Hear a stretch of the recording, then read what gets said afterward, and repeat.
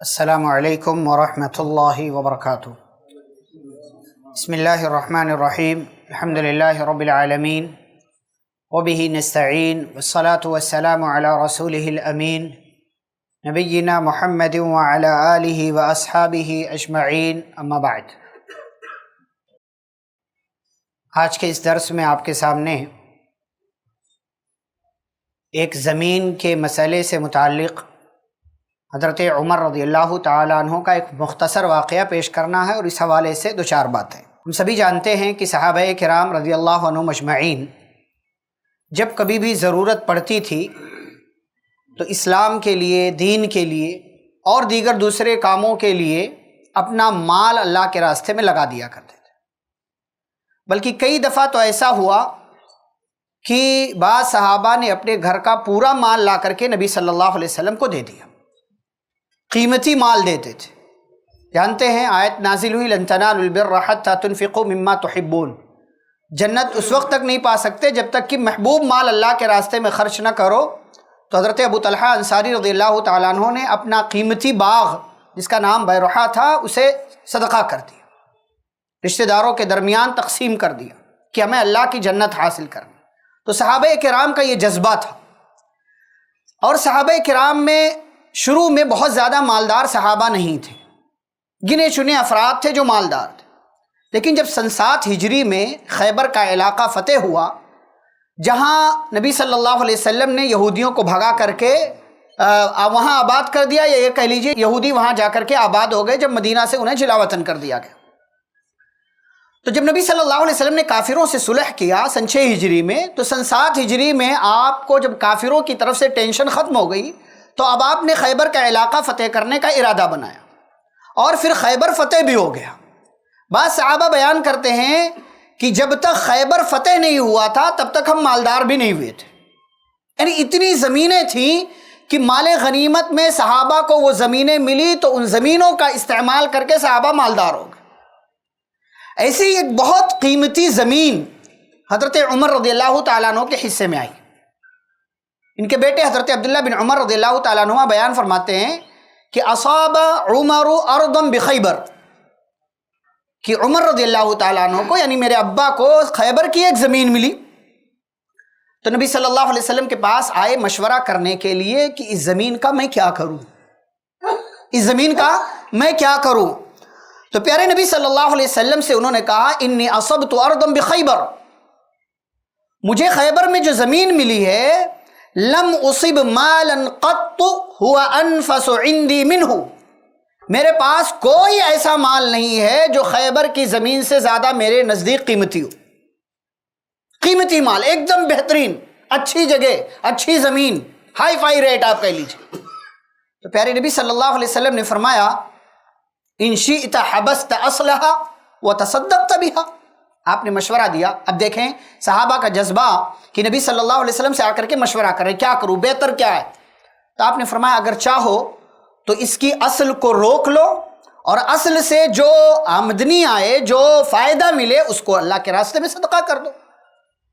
تو حضرت عمر رضی اللہ تعالیٰ عنہ نے نبی صلی اللہ علیہ وسلم کے اس مشورے پر عمل کیا، اور یہ اعلان کر دیا کہ خیبر کی جو میری وہ زمین ہے وہ اللہ کے لیے وقف، نہ اسے بیچا جائے گا، نہ خریدا جائے گا، نہ کوئی اس کا وارث بنے گا، کیونکہ جب آپ نے وقف کر دیا تو وہ اللہ کا ہو گیا۔ پھر بعد میں آپ یہ نہیں کہہ سکتے میری یہ زمین مجھے جو اب میری ہے، میرے بچے اس کے وارث ہوں گے، کوئی وارث نہیں ہوگا اس کا۔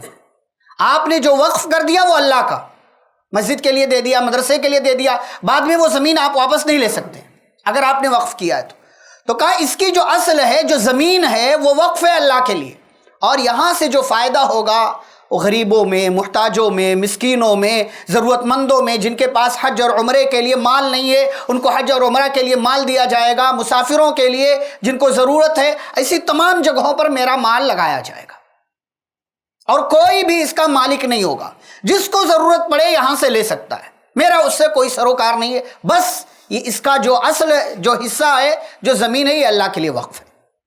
اب آپ تصور کریں اتنی بہترین زمین، نبی صلی اللہ علیہ وسلم سے مشورہ کیا اور اسے اللہ کے لیے وقف کر دیا، اور آمدنی کو غریبوں محتاجوں کے لیے، ضرورت مندوں کے لیے اس مال کو لگا دیا اور صدقہ کرنے کا اعلان کر دیا۔ یہ صحابہ کرام کا جذبہ تھا۔ ہمارے ہاں کیا جذبہ ہے؟ جو نوٹ کہیں مارکیٹ میں نہیں چلی وہ مسجد میں دے دو، کہیں نہیں چلی وہ مسجد میں دے دو۔ ہمارے یہاں دیکھیں سینٹر میں اقبال بھائی کے پاس ایک پوری گڈی ہے پھٹی نوٹوں کی، پرانی نوٹوں کی، اسٹیکر لگے ہوئے نوٹ، خراب نوٹ، برباد نوٹ، ردی نوٹ، جسے ریزرو بینک والا بھی نہیں لے گا، وہ مسجد میں دیا لوگوں نے۔ کیا کہہ رہے عمر میرے نزدیک اس سے بہتر مال کچھ تھا ہی نہیں، کیا کروں؟ مشورہ کیا نبی صلی اللہ علیہ وسلم۔ صحابہ کرام کو جب بھی ضرورت پڑتی تھی پیارے نبی صلی اللہ علیہ وسلم سے مشورہ کر لیتے۔ آج انبیاء کے وارث علماء موجود ہیں، کوئی بھی مسئلہ ہو علماء کے پاس آئیے مشورہ کیجیے۔ ہمارے ہاں جب کام لوگوں کا بگڑتا ہے تو عالم کے پاس آتے، ایسا ہو گیا کیا کروں اب؟ پہلے کیوں نہیں مشورہ کیا؟ عالم سے پہلے مشورہ کیجیے، جو اس میدان کا ماہر ہے اس سے پہلے مشورہ کیجیے۔ یہ نہیں کہ آپ کے دماغ میں آپ کی مرضی میں جو آیا آپ نے کر لیا اور اس کے بعد پچھتاتے پھر رہے ہیں، پھر لوگوں سے پوچھ رہے ہیں اب کیا کروں۔ یہ صحابہ کا جذبہ تھا، نبی صلی اللہ علیہ وسلم سے پوچھ رہے ہیں کیا کیا جائے، اور جب آپ نے مشورہ دیا تو ایسا نہیں کہ مشورے کو ریجیکٹ کر دیا، ایک تجربے کار کی طرف سے مشورہ آیا، ماہر کی طرف سے مشورہ آیا، لیڈر اور قائد کی طرف سے مشورہ آیا، اس کے مشورے پر عمل کرنا چاہیے۔ حضرت عمر رضی اللہ تعالیٰ عنہ نے عمل بھی کیا۔ اللہ کہتا ہے لا تیمموا الخبیث منہ تنفقون۔ ہم لوگ یہ سمجھتے ہیں کہ مسجد میں نوٹ دے دیا تو جنت مل جائے گی، کوئی جنت ونت نہیں ملتی پھٹی پرانی نوٹ دینے سے۔ لا تیمموا الخبیث منہ تنفقون، خبیث مال خرچ کرو گے تو اللہ نے کہا خرچ مت کرو۔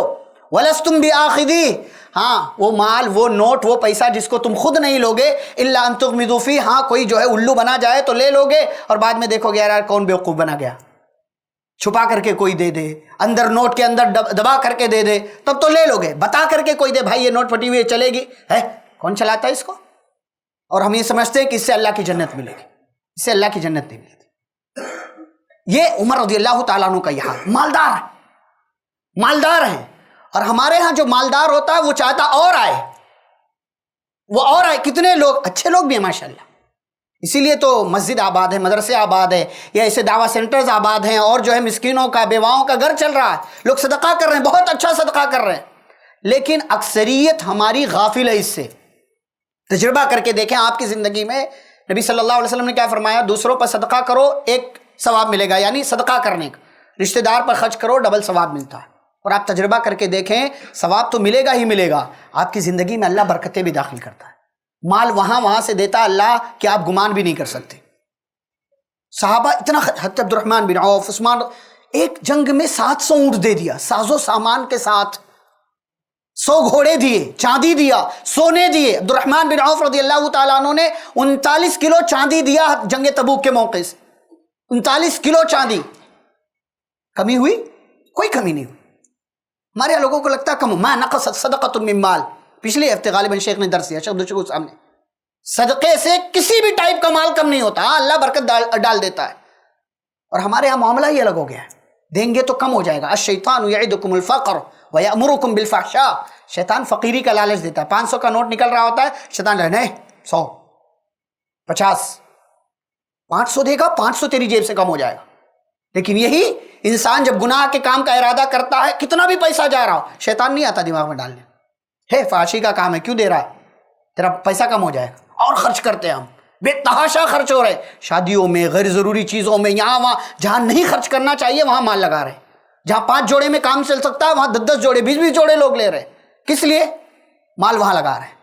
بھئی وہی مال اللہ کے راستے میں دے دو، غریبوں میں دے دو۔ ہمارے ہاں بعض دفعہ لوگ اعلان کرتے ہیں قربانی کا جانور لانے سے بہتر یہ ہے، مسجد بنانے سے بہتر یہ ہے، 2 غریبوں کی، 2 یتیموں کی مدد کر دو۔ شادی والا اعلان کوئی نہیں کرتا، 10 ہی لوگوں کو کھانا کھلاؤ، باقی کے پیسے سے لوگوں کی مدد کر دو، یہ اعلان کوئی نہیں کرتا ہمارے ہاں۔ ولیمہ کم ہی لوگوں کو کھلاؤ، لیکن اس پیسے، میں نہیں کہہ رہا ہوں کم لوگوں کو کھلاؤ، جتنی استطاعت آپ کھلائیے۔